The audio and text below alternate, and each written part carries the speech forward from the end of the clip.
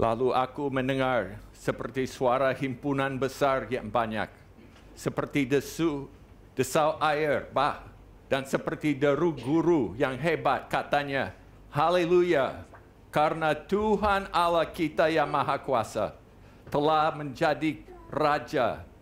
Marilah kita bersukacita dan bersorak-sorai dan memuliakan Dia. Marilah jemaat yang dipanggil oleh Tuhan beribadah hari ini, marilah kita angkat suara dengan nyanyi lagu yang pertama. Agungkan kuasa namanya.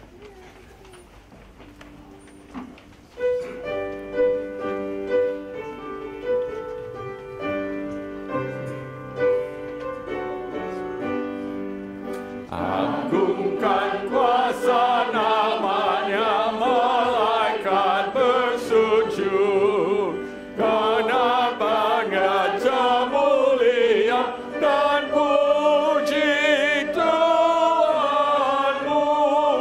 Nobatkan Raja mulia dan puji Yesus Tuhanmu. Kaum Israel pilihannya, dosamu ditebus.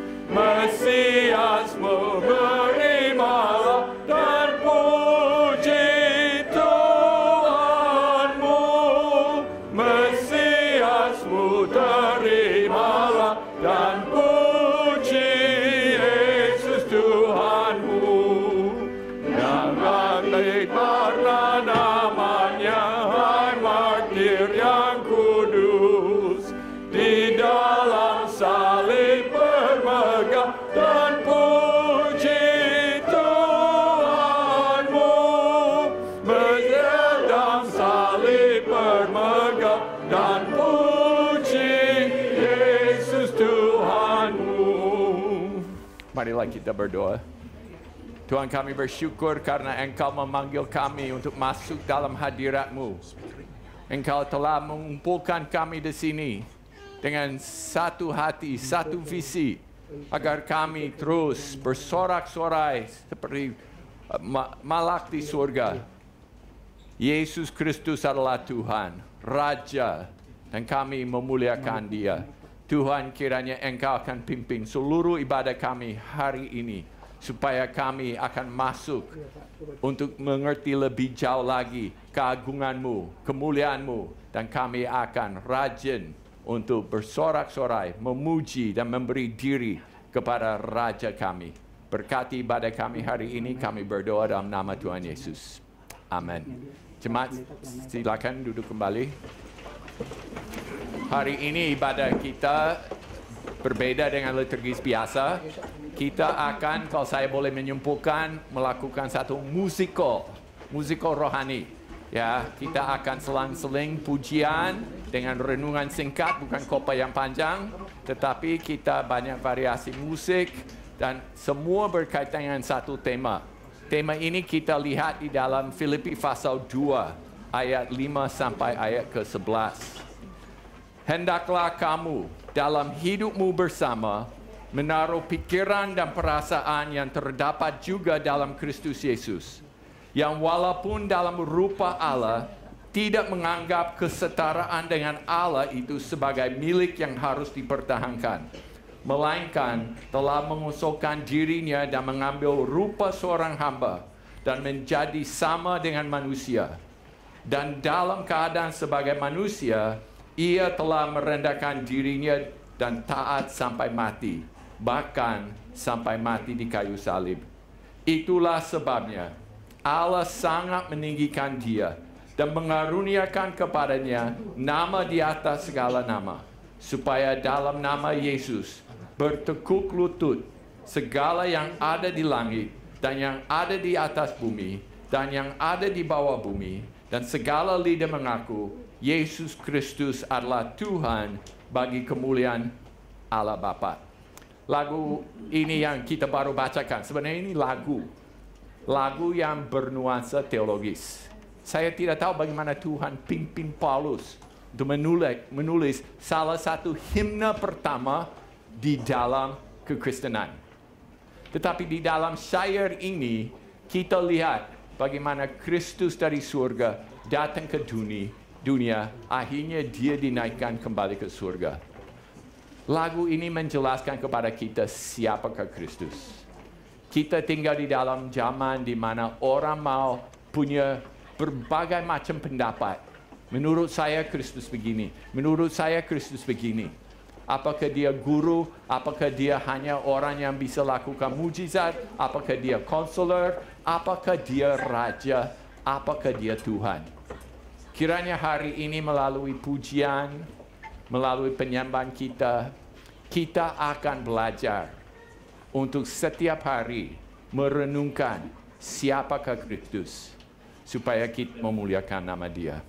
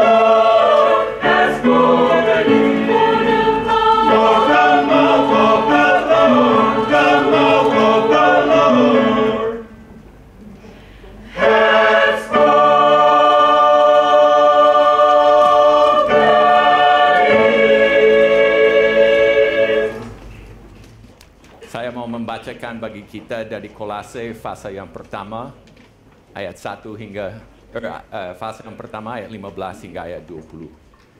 Ia adalah gambar Allah yang tidak kelihatan, yang sulung, lebih utama dari segala yang diciptakan. Karena di dalam Dialah telah diciptakan segala sesuatu yang ada di surga dan yang ada di bumi, yang kelihatan dan yang tidak kelihatan, baik singasana maupun kerajaan, baik pemerintah maupun penguasa.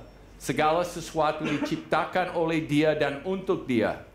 Ia ada terlebih dahulu dari segala sesuatu, dan segala sesuatu ada di dalam Dia. Ialah kepala tubuh, yaitu jemaat. Ialah yang sulung, yang pertama bangkit dari antara orang mati, sehingga Ia yang lebih utama dalam segala sesuatu. Karena seluruh kepenuhan Allah berkenan diam di dalam Dia, dan oleh Dialah Ia memperdamaikan segala sesuatu dengan dirinya, baik yang ada di bumi maupun yang ada di surga, sesudah ia mengadakan pendamaian oleh darah salib Kristus. Paulus waktu menulis di Kolose pasal 1 ini, menggambarkan bagi kita status Kristus di dalam kekekalan. Dia adalah gambar Allah. Sama seperti lagu yang Paulus tulis di Filipi pasal 2, di mana Paulus berkata, walaupun dalam rupa Allah. Kalau kita mau merenungkan mengenai karya Kristus, kita harus mulai berpikir lebih lama dan lebih dalam tentang posisi Kristus sebelum inkarnasi. Banyak kita bicara mulai dari inkarnasi. Banyak kita bicara mengenai kematian Kristus dan kenaikan. Tetapi jarang kita bicara bagaimana Kristus dari atau sejak kekal berada di surga, dipuji, disembah, disujud, tetapi dia ambil keputusan untuk berinkarnasi. Maka lagu yang kita baca di dalam Filipi pasal 2 mulai dengan ketuhanan Yesus di dalam kekekalan. Walaupun dalam rupa Allah, berarti dia sebelum inkarnasi, sebelum hari Natal, Kristus di surga adalah Allah. Kalau menjadi Allah di surga banyak manfaat. Dia disembah oleh malaikat. Dia diberi segala penghormatan. Dia bukan Allah kelas 2 di surga. Karena Paulus lanjut dengan dia berkata, tidak menganggap setara dengan Allah itu sebagai milik yang harus dipertahankan. Berarti dia setara dengan Allah Bapa. Anak, Allah, kita mulai lihat gambar Tritunggal di surga sejak kekekalan. Setara dengan Allah. Berarti semua hak Allah menjadi haknya Kristus.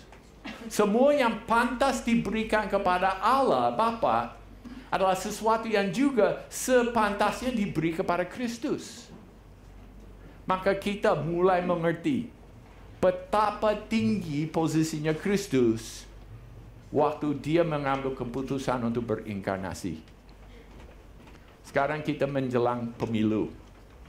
Saya selalu suka pemilu karena banyak kalimat yang aneh-aneh. Banyak hal yang ditulis di poster, yang diperdebat, dan lain-lain. Akhirnya saya mulai memperhatikan. Setiap pemilu banyak orang bicara mengenai hak asasi manusia. Ya. Terus saya merenungkan, kenapa hak asasi manusia begitu penting? Sebenarnya ada hak yang lebih penting lagi daripada kebebasan bersuara, kebebasan untuk mencari karir, dan lain sebagainya. Ada satu hak yang jauh lebih penting, yaitu HA, bukan HAM. HA, hak asasi Allah. Allah juga punya hak, betul? Bukan hanya manusia yang berhak, Allah sebagai sang pencipta juga punya hak. Kristus setara dengan Allah memiliki semua hak yang kita berikan kepada sang pencipta, yaitu apa? Pujian, penyembahan, menyerahkan diri kepada dia sebagai abdinya. Allah punya hak untuk didengar, untuk ditaati, tetapi manusia akhirnya apa? Memilih untuk menempatkan diri dan haknya di atas haknya Allah. Coba lihat kita di musim kampanye. Ada nggak yang bicara mengenai hak asasi Allah? Tidak. Karena yang paling utama, bukan supaya manusia cari kepentingan Allah di dalam dunia ini. Yang paling penting adalah manusia cari kepentingan sendiri. Karena kepentingan sendiri lebih besar daripada kepentingan Allah menurut mereka. Kristus, rupa Allah. Dia waktu menjadi manusia, dia tidak seperti menyampingkan dia punya ketuhanan menjadi manusia. Dia hanya menutupi, seperti jas bisa menutupi tubuh. Juga Kristus mengambil daging, menutupi keilahiannya. supaya dia bisa bergaul dengan manusia. Dia menganggap itu bukan sesuatu yang harus dipertahankan. Saya beberapa hari yang lalu mengajar mengenai Kristus dimuliakan di atas gunung kepada orang Afghanistan. Saya ada kelompok 30-an orang Afgan. Kami belajar di situ. Dan saya berkata, apa yang terjadi di gunung itu bukan tiba-tiba Kristus menjadi ilahi. Tapi yang terjadi, Kristus buka kulitnya supaya natur, sifat asli keluar. Karena selama ini dibungkus dan tidak kelihatan. Kristus serupa dengan Allah. Rupa Allah. Setara dengan Allah. Semua hak untuk Allah Bapa juga haknya dia. Tetapi apa yang dia lakukan? Sejak kekekalan, sebelum dunia diciptakan, Kristus mengambil keputusan. Aku siap berinkarnasi. Aku siap menjadi korban. Kenapa? Karena waktu manusia diciptakan, mereka akan memberontak. Mereka akan berdosa. Dan agar mereka kembali kepada Tuhan, aku rela. Rela apa? Tidak mempertahankan haknya saya. Tidak mempertahankan haknya saya. Dan saya akan mengutamakan haknya Bapa. Supaya Bapa dipermuliakan oleh semua orang yang memberontak melawan dia. Ini beda dengan semua raja. Semua raja berpikir hak saya yang penting, hak rakyat nomor 2. Kalau seorang raja, dia dinobatkan punya kuasa penuh, seluruh rakyat hadir untuk melayani kebutuhan dia. Nah, saya mungkin karena ego saya tidak terlalu kuat, saya nggak tahu. Tapi kadang-kadang saya kalau lagi punya bad day, ya, lagi kecewa, jenuh, putus asa, saya perlu merasa baik tentang diri saya sendiri. Saya suka pergi ke hotel berbintang 5. Karena di situ ada orang yang buka pintu untuk saya. Dengan senyuman, halo Pak, baik, selamat siang Pak. Saya langsung merasa aku penting. Kenapa? Ada orang yang buka pintu. Ya Pak, baik, selamat berkunjung kepada tempat kami. Jadi saya masuk keluar mungkin 5-10 kali, sampai ego saya sudah dipulihkan, baru saya pulang. Nggak usah minum, nggak usah makan, cuma bayar parkir. Ya. Tetapi kita diobati. Kenapa? Saya ingin menjadi sesuatu. Aku ingin diakui oleh orang. Saya mau supaya pengakuan ini membuat saya naik derajat. Ini manusia. Manusia mencari nama. Manusia mencari status. Tetapi Kristus adalah VIP. Saya mau jadi VIP, jadi pura-pura jadi VIP. Kristus bukan VIP. Dia VIP.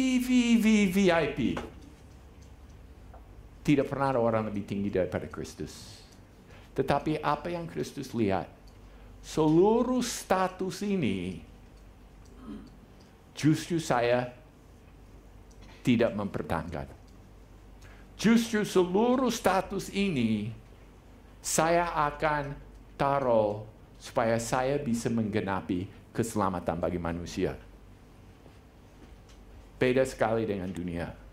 Kristus, Allah, sebelum dunia diciptakan, melihat keadaan manusia dan berkata, aku siap untuk menjadi hamba, bukan mempertahankan status saya.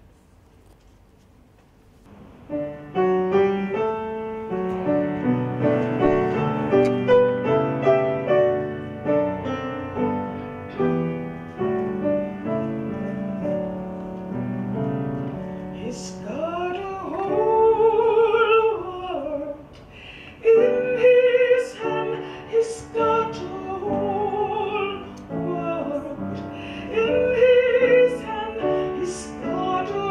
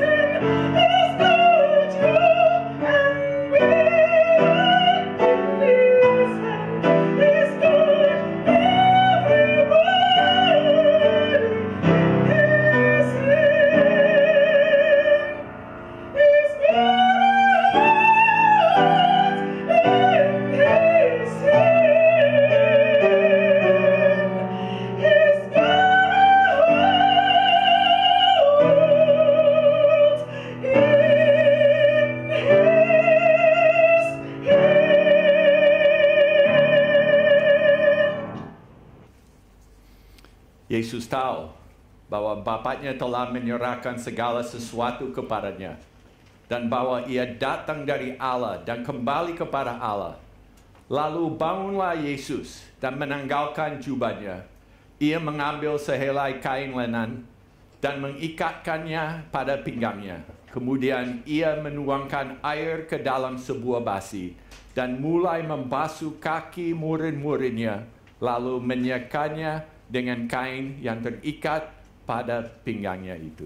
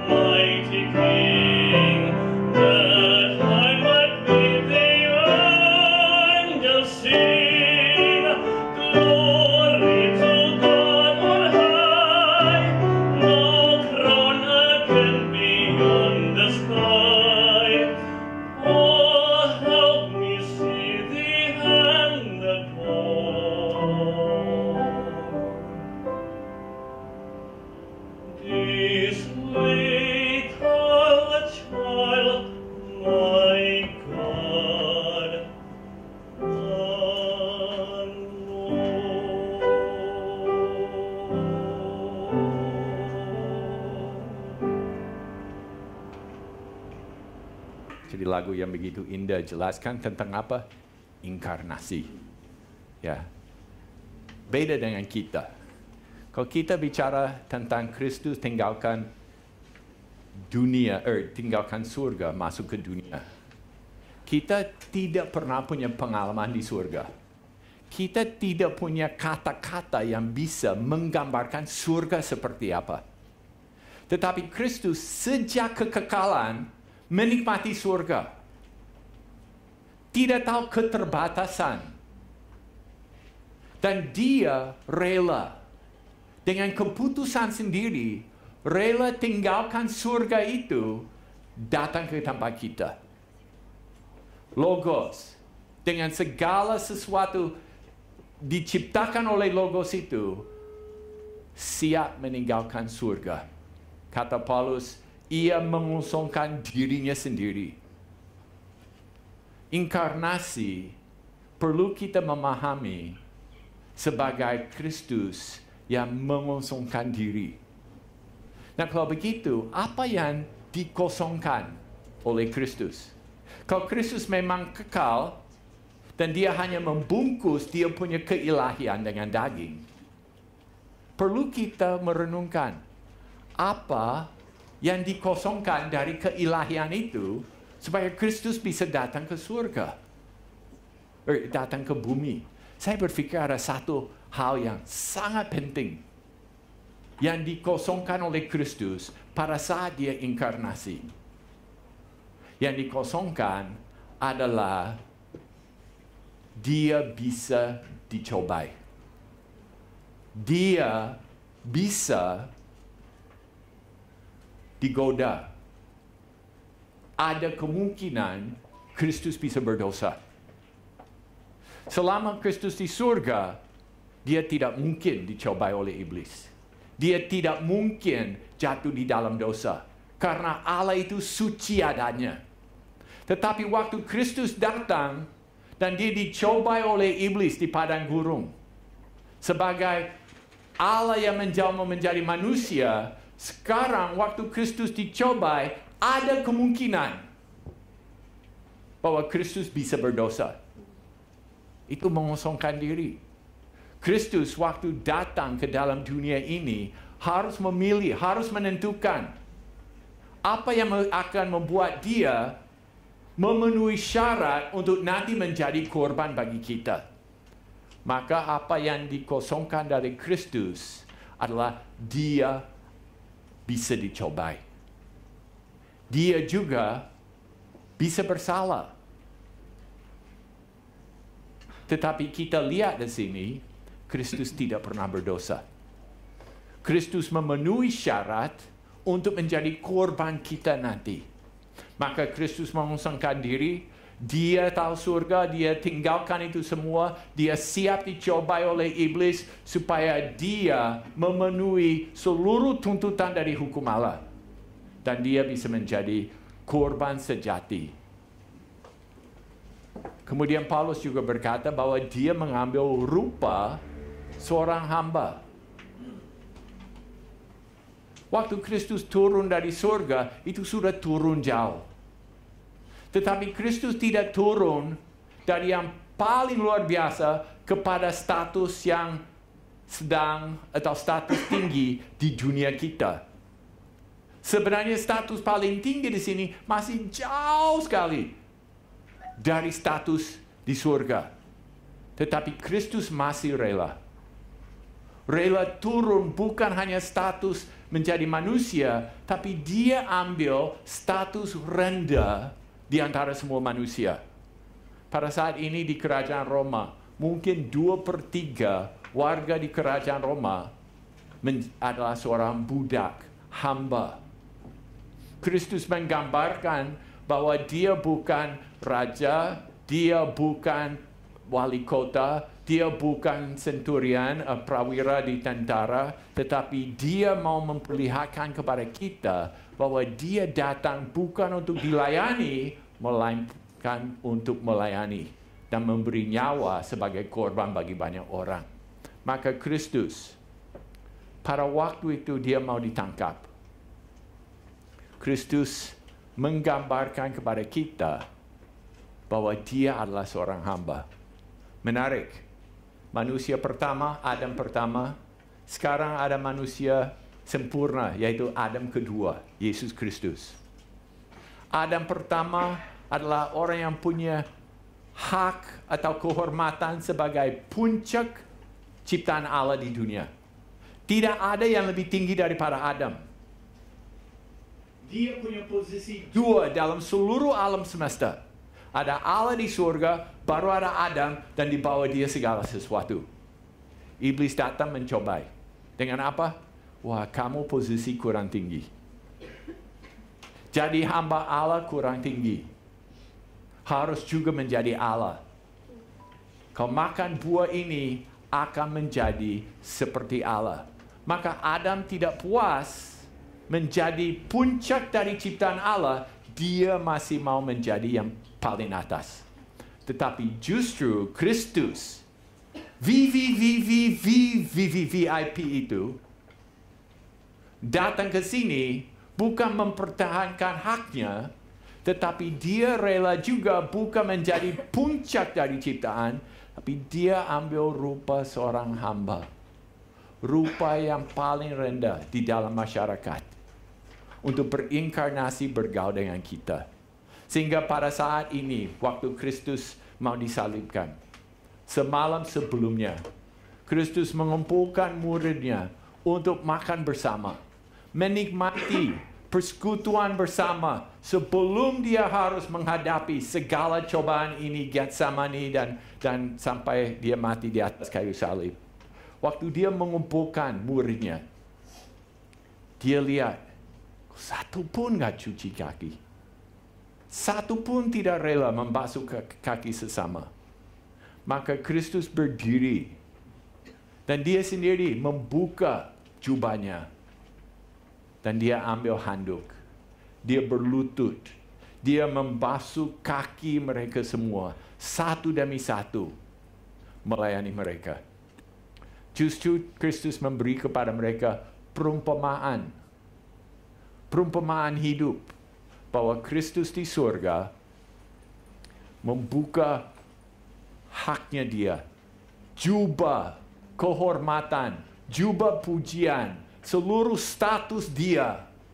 Dan dia berinkarnasi. Datang ke dunia ini. Mengambil rupa seorang hamba. Rela capek. Rela lapar. Rela susah. Tetapi lebih dari itu. Dia rela disalah mengerti. Dia rela digosipin. Dia rela supaya nama dia dicoreng. Dia rela supaya diolok-olokkan. Dia rela dihina. Karena dia hanya seorang hamba. Status dia tidak dipertahankan. Nama dia tidak dipertahankan. Dia hanya mengutamakan kehendak Allah. Turun dari surga. Mengosongkan diri. Dan mengambil rupa seorang hamba.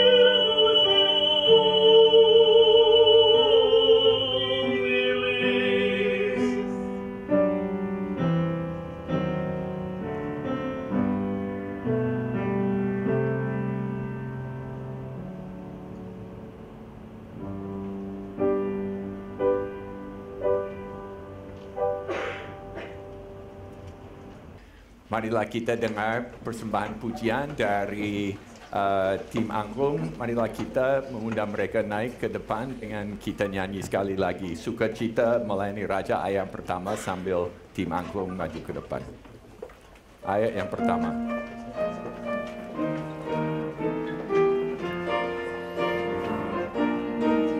Ku bersukacita bekerja di Dia, Raja atas segala raja. Kerana hidup penuh sukacita damai, sebab bekerja bagi Dia. Ku mau persembahkan semua, bekerja bagi Raja. Ada sukacita damai, sebab bekerja bagi Dia.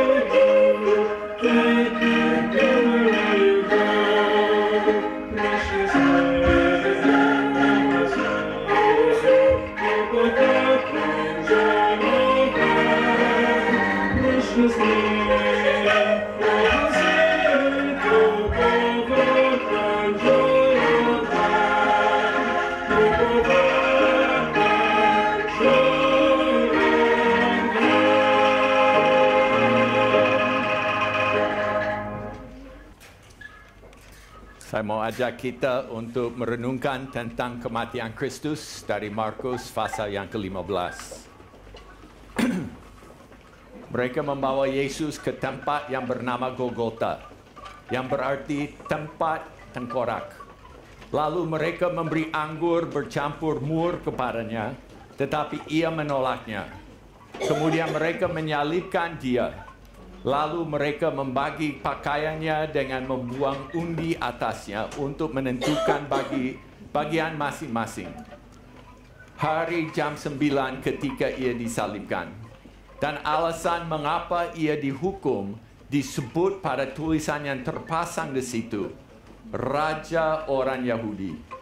Bersama dengan dia disalibkan 2 orang penyamun, seorang di sebelah kanannya dan seorang di sebelah kirinya. Demikian genaplah nats Alkitab yang berbunyi, ia akan terhitung di antara orang-orang durhaka.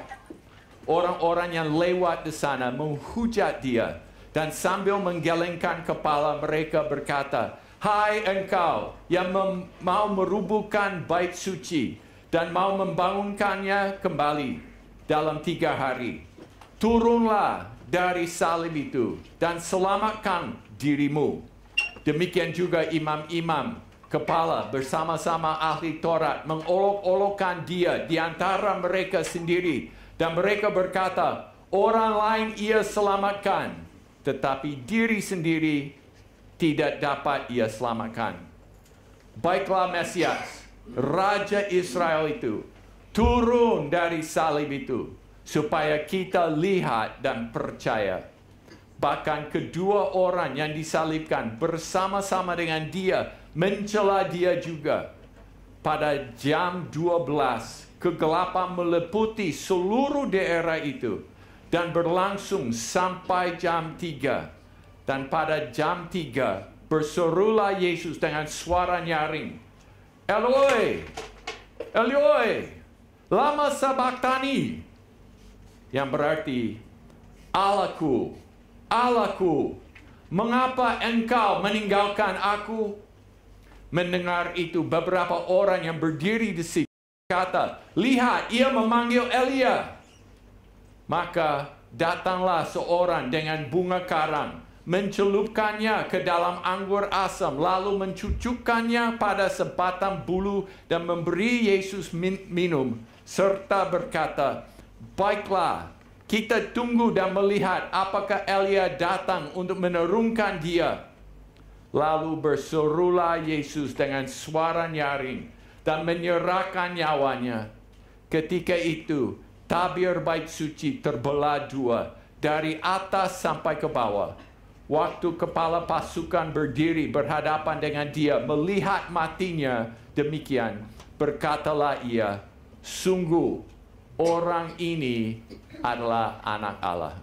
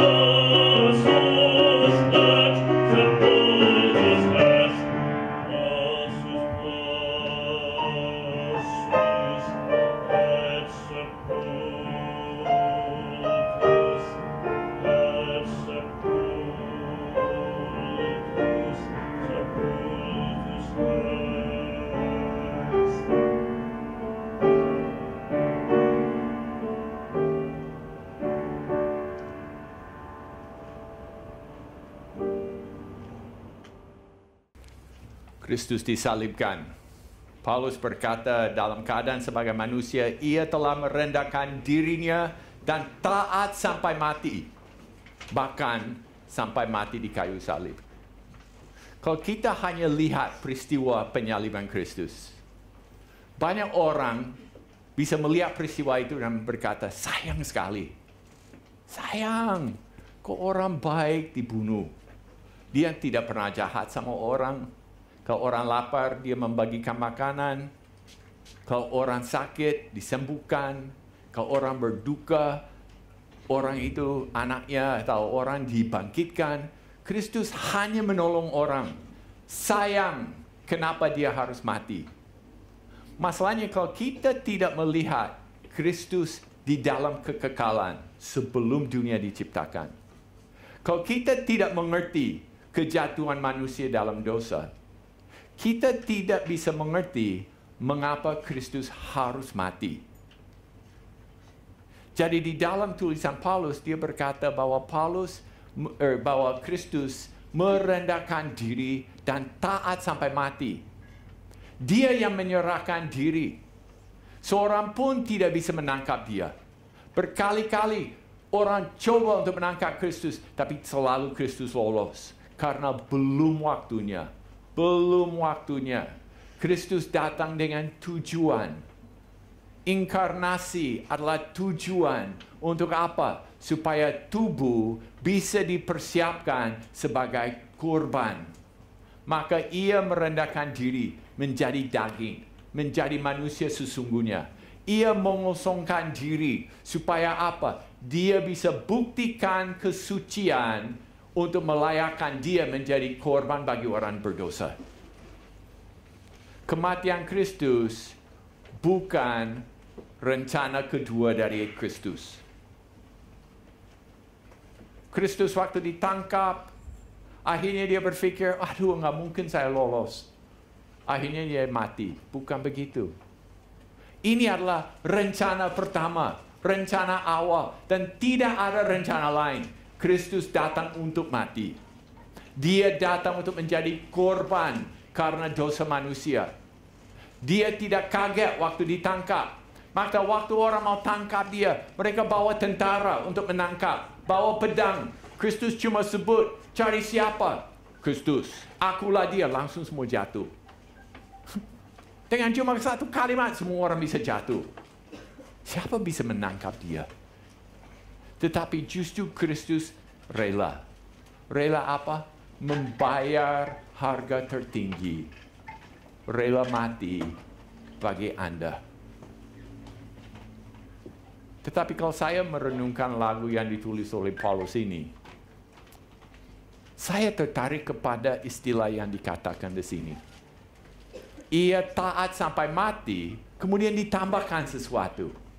Bahkan sampai mati di kayu salib. Ada tambahan di situ. Ada mempertajam kalimat ini mengenai kematian Kristus. Lalu saya mulai berpikir, kenapa perlu dipertajam? Kenapa tidak cukup Kristus mati sebagai korban bagi kita? Saya berpikir, Paulus ingin kita mengerti betapa hina kematian Kristus. Dia tidak hanya mati, banyak orang mati.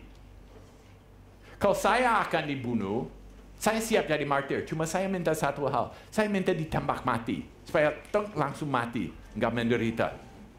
Ya, terus terang saya kasih tahu, saya pengecut. Ya, oke, saya jujur aja. Saya tidak mau susah.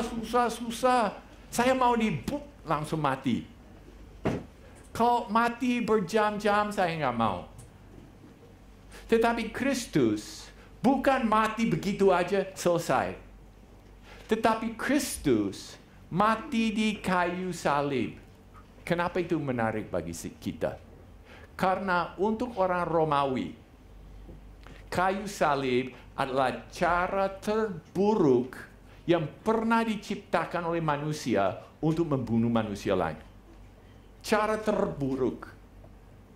Sehingga itu begitu buruk, orang Romawi, warga Romawi dilarang disalibkan.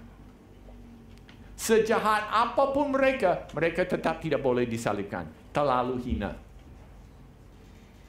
Bahkan, kalau dalam percakapan sehari-hari, tidak boleh menyebut istilah salib. Yang menarik, semalam saya baca, kalau orang divonis mati di pengadilan, mati di kayu salib, waktu dibacakan, istilah penyaliban tidak disebut, karena terlalu kotor. Begitu jelek istilah salib. Lebih jelek lagi, lebih hina lagi, orang yang mati di atas kayu salib. Manusia tidak menciptakan cara menyiksa orang dengan lebih berat daripada kayu salib. Waktu Kristus dipaku, bukan cuma dipaku, bukan hanya ditusuk begitu aja.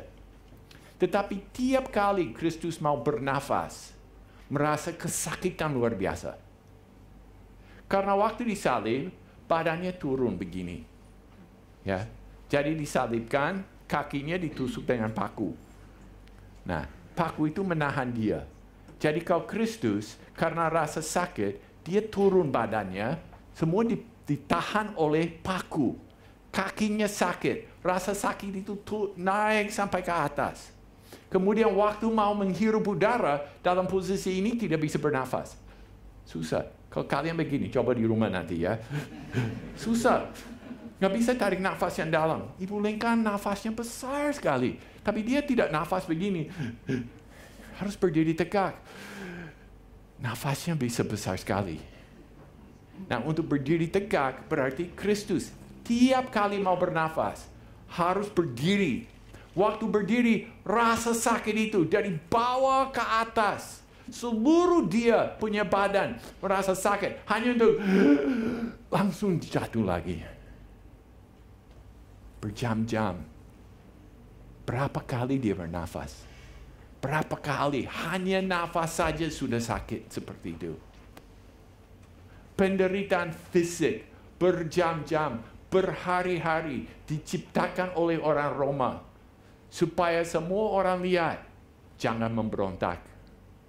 Jangan berbuat kejahatan. Tetapi penderitaan bukan hanya secara fisik. Orang yang mati di kayu salib juga mengalami penderitaan psikologis atau mental yang luar biasa. Karena orang tidak langsung mati, salib itu bisa dipasang sepanjang jalan dan di tempat-tempat umum. Supaya orang yang waktu lewat, lihat orang yang sakit-sakitan di situ, susah-susah di situ. Mereka suka bawa tomat yang busuk dilemparin. Batu-batu di pinggir jalan dilemparin. Bukan hanya dilempar barang atau benda, justru dihina dengan kalimat. Seperti apa yang telah kita baca dari Markus pasal 15. Imam besar datang, yang tokoh agama, yang paling hebat datang. Buktikan, turun, nggak bisa turun, bukan Tuhan. Kalau turun saya percaya, nggak bisa kan? Berarti bukan Tuhan. Tentara menghina, bajunya dilelang di situ. Telanjang, dihina, dikutuk. Setiap kalimat yang keluar dari mulut orang. Untuk apa? Untuk menusuk hati Yesus. Lebih buruk lagi, orang kiri kanan yang juga nasibnya sama. Susah nafas yang sama. Diejek, diolok-olokkan dengan cara yang sama. Semua kiri kanan dia juga, ternyata bukan kami yang paling hina. Dia lebih hina lagi. Mereka ikut menyumbang kalimat-kalimat untuk menghina Kristus. Kristus tidak hanya mati. Dia bukan taat sampai mati. Dia taat sampai mati di kayu salib. Mati yang paling hina, yang paling buruk.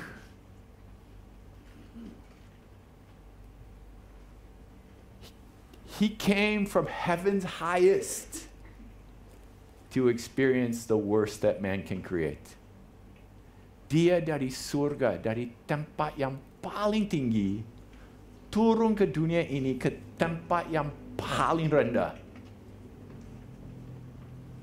Tidak ada gap yang lebih jauh. Hanya karena dosa. Karena kita perlu diselamatkan. Karena dia harus menjadi korban kita. Bolehkan akan nyanyi Calvary bagi kita, setelah itu kor akan naik ke atas untuk nyanyi.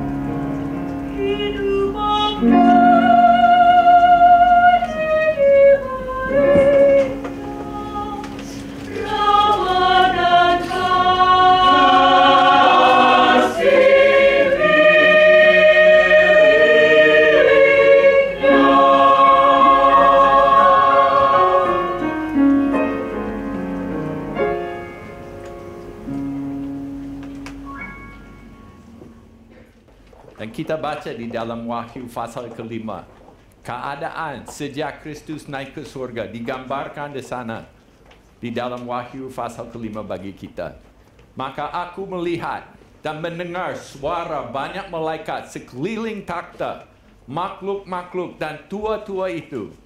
Jumlah mereka berlaksa-laksa dan beribu-ribu laksa.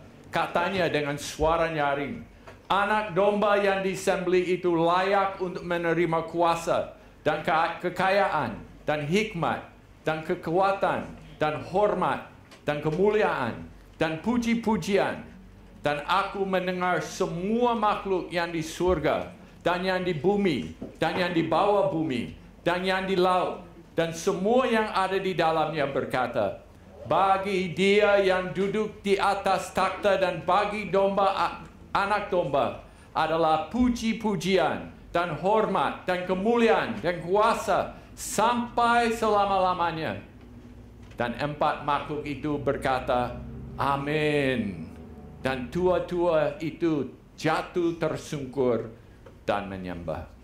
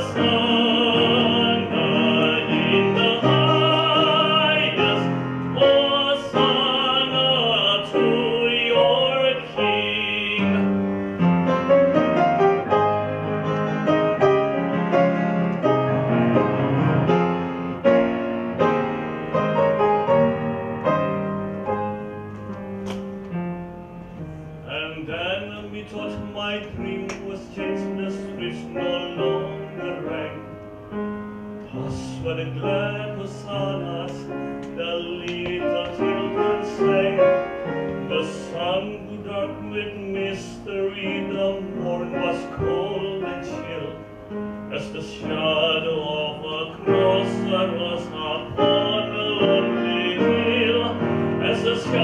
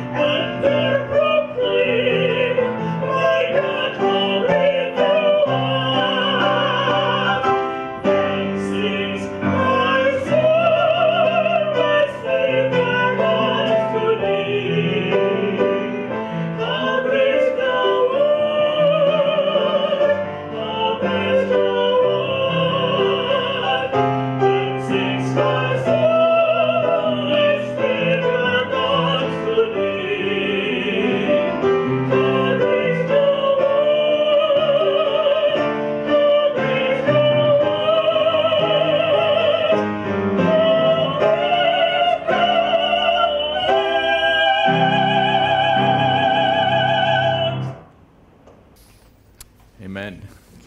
Kita baru dengar kebesaran Kristus.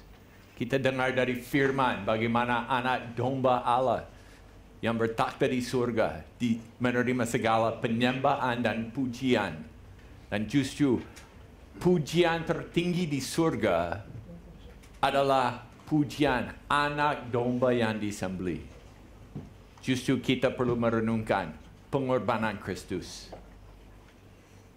Paulus waktu menulis Filipi pasal 2, tiba-tiba nyanyian ini berubah. Selama ini Kristus lakukan ini, Kristus lakukan ini, Kristus lakukan ini. Tetapi tiba-tiba keluar, itu sebabnya Allah. Sekarang Bapa lakukan sesuatu. Setelah sudah selesai, Kristus sudah turunkan kepala. Dan dia berkata, sudah selesai, bernafas terakhir. Tabir di bait suci telah disobek dari atas ke bawah. Hubungan di antara manusia dan Allah telah dipulihkan. Dan kita bisa beribadah kembali dengan Allah. Perkara dosa sudah selesai. Disitulah Allah mulai bekerja. Bapa mulai turun. Itulah sebabnya. Selama ini Bapa menerima segala pembayaran hutang dosa yang dilakukan oleh Kristus. Tetapi setelah itu selesai, Bapa lakukan sesuatu yang luar biasa terhadap Kristus. Kita lihat itu sebabnya Allah sangat meninggikan dia. Dan mengaruniakan kepadanya nama di atas segala nama. Supaya dalam nama Yesus bertekuk lutut segala yang ada di langit dan yang ada di atas bumi dan yang ada di bawah bumi, dan segala lidah mengaku Yesus Kristus adalah Tuhan bagi kemuliaan Allah Bapa. Langsung Allah bertindak dengan melakukan beberapa hal. Pertama, Allah mengangkat Kristus ke tempat yang sangat tinggi, ke tempat tertinggi. Allah sangat menginginkan dia. Kristus dari kubur, dari maut, sekarang kembali kepada takhtanya di surga. Tidak ada lompatan lebih jauh. Kristus yang turun begitu jauh, sekarang Bapa kembalikan dia begitu sampai ke takhta kembali. Begitu puas Bapaknya dengan pengorbanan Kristus, bahwa Kristus diangkat ke tempat tertinggi. Dan di situ dia diberi nama tertinggi. Dia dikaruniakan nama yang baru, yaitu nama di atas segala nama. Apa nama baru yang dikaruniakan kepada Yesus? Kalau kita mengucapkan Yesus Kristus adalah Tuhan, bukankah dia Tuhan dari sebelumnya? Kenapa nama Tuhan dikaruniakan kepada Kristus di situ? Yang menarik, Tuhan di dalam bahasa Yunani itu Okurios. Dan yang menarik, Kurios dipakai di Perjanjian Lama ribuan kali untuk terjemahan dari bahasa Ibrani diterjemahkan ke bahasa Yunani. Terjemahan Okurios adalah istilah Yahweh di Perjanjian Lama bahasa Ibrani diterjemahkan ke dalam bahasa Ibrani. Berarti semua yang dikatakan oleh Yahweh, Yahweh, Yahweh. Sekarang gereja mula-mula melihat apa yang dilakukan oleh Kristus, pengorbanannya, dan dia diangkat ke tempat tertinggi, dan Allah memberi kepada dia nama apa? Nama sendiri. Kenapa? Kristus dan Bapa itu satu. Anak dan Bapa itu satu. Kristus adalah Tuhan. Kristus adalah Allah. Manusia tidak punya pilihan untuk menentukan sendiri. Surga sendiri memberi nama ini kepada Kristus. Waktu Kristus menjelma menjadi manusia, waktu anak menjelma menjadi manusia, dia diberi nama. Nama apa yang diberi kepada Kristus waktu dia lahir? Yesus, kan? Yesus adalah nama yang dipilih oleh surga untuk dia. Yesus artinya apa? Allah menyelamatkan. Jadi waktu anak dari kekal berinkarnasi datang ke dunia ini, dia diberi nama. Nama apa? Menjelaskan misi dia, yaitu apa? Anak datang ke dunia menjadi manusia untuk menyelamatkan kita. Nah, sekarang ilahi masuk ke dunia menjadi daging. Nah, sekarang Kristus kembali ke surga, ilahi kembali ke surga, tapi kali ini bawa dagingnya bersama dia. Sebelumnya di dalam kekekalan, Kristus tidak ada daging. Sekarang setelah bangkit, Kristus adalah tubuh. Bisa masuk tangan, jari ke tangan dia, dia bisa makan. Tubuh kemuliaan ini dibawa oleh Kristus masuk ke surga, dan seluruh surga melihat ilahi membawa daging masuk surga. Dan dia diberi nama yang baru di situ. Nama apa? Okurios, Tuhan. Nama untuk menjelaskan bahwa misi Kristus digenapi. Dan dia menyelamatkan manusia. Dia diberi tempat yang tertinggi, nama yang tertinggi, supaya dia diberi otoritas yang tertinggi. Karena di nama itu, semua akan berlutut dan mengaku Yesus adalah Kristus. Otoritasnya sudah lengkap. Tidak ada otoritas yang lebih besar yang diberikan di dalam seluruh alam semesta ini. Ini sebabnya di dalam amanat agung dikatakan oleh Kristus, segala kuasa telah diberikan kepadaku. Kristus sudah bangkit. Allah Bapa sudah memberi kepada Kristus segala otoritas. Otoritas tertinggi sehingga setiap orang di setiap bangsa, di setiap penjuru dunia akan satu ketika berlutut di depan Kristus dan mengaku Yesus Kristus adalah Tuhan. Jadi waktu Kristus mati, dia masuk ke surga dan dia menjadikan ibadah yang baru di surga. Karena sekarang di hadapan di depan takhta Allah di surga, nyanyian dinyanyikan adalah apa?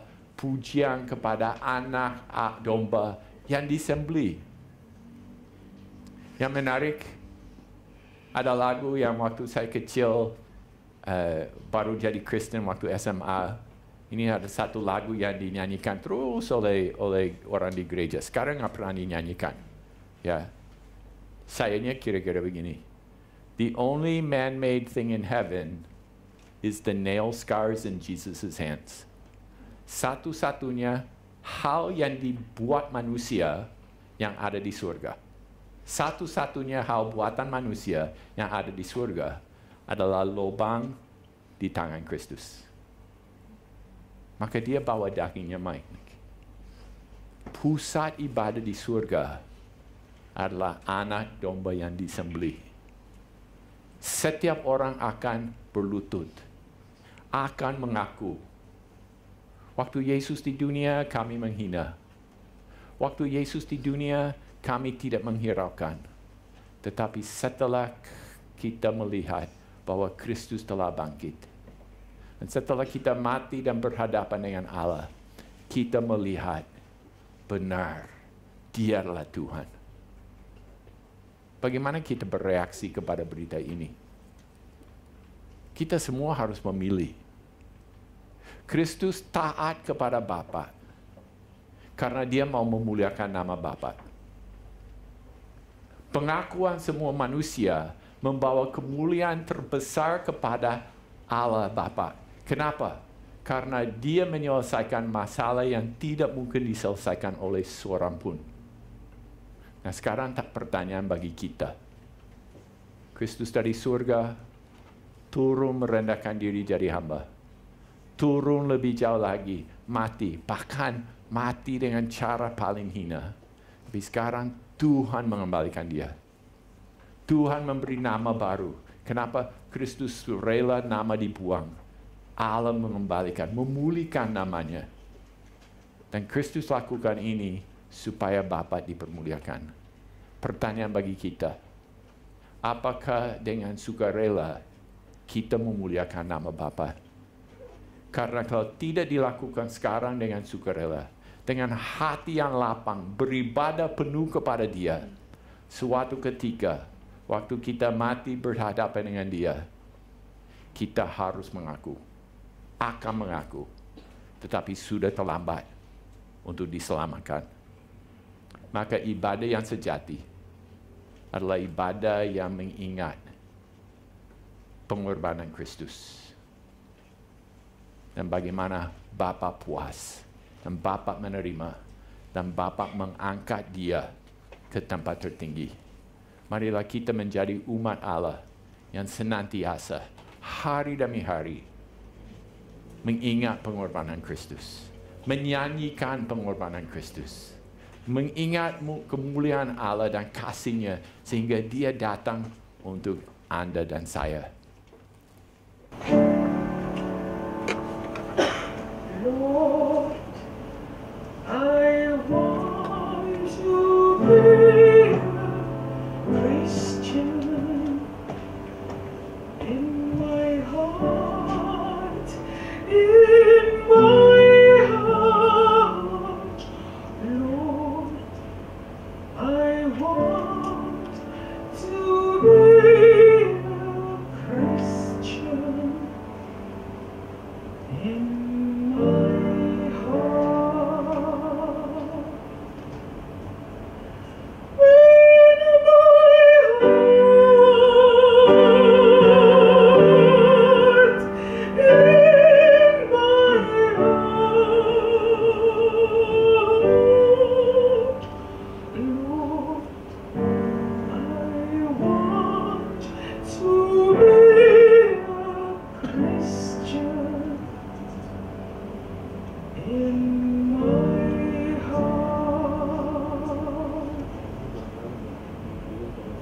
Lord, I want to be more holy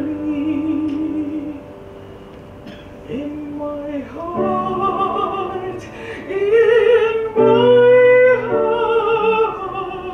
Lord, I want to be more holy in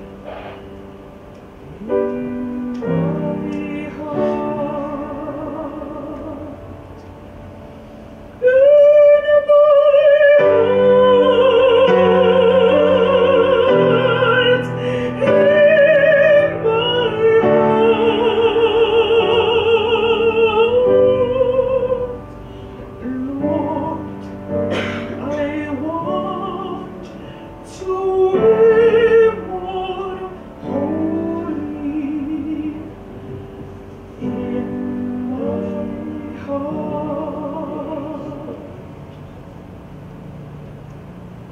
Lord, I want to be like Jesus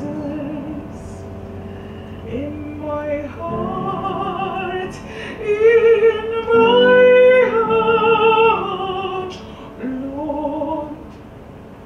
I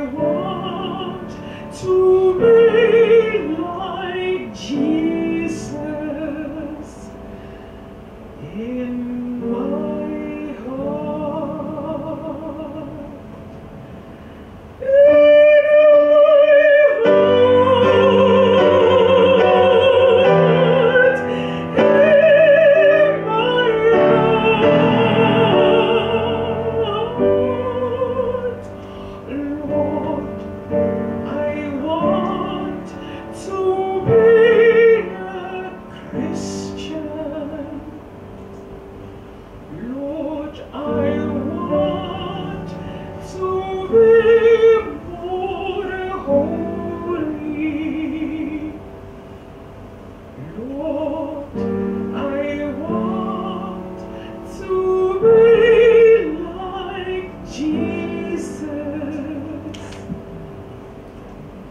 in my heart.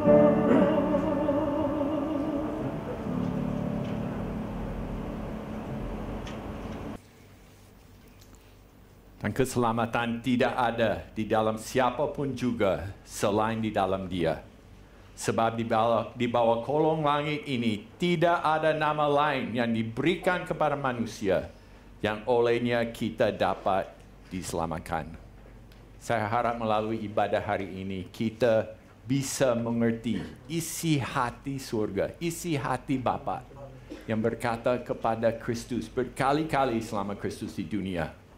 Suara dari surga yang mengaku, inilah anakku, kepadanya lah aku berkenan. Marilah kita merenungkan mengapa Bapa begitu berkenan kepada Kristus yang memberi diri bagi kita.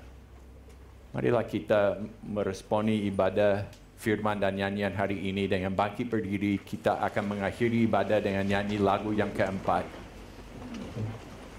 Pakailah hidupku ini.